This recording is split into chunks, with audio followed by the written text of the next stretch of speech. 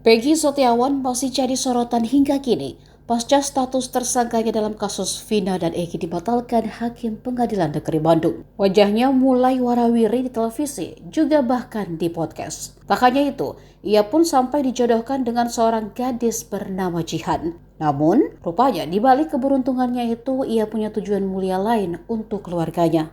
Peggy mengaku sudah bertemu dengan gadis yang hendak dijodohkan padanya. Tapi, rupanya ia belum berpikir untuk menikah dalam waktu dekat. Dalam sebuah podcast, Peggy menyikapi dengan cara berserah soal perjodohan tersebut.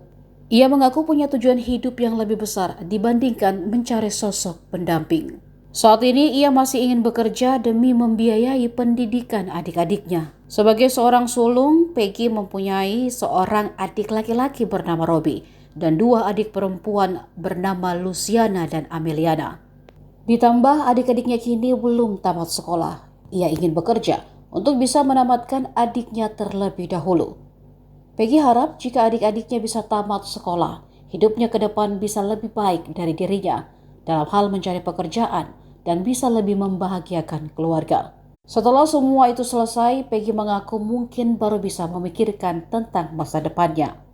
Download Tribun X sekarang. Menghadirkan lokal menjadi Indonesia.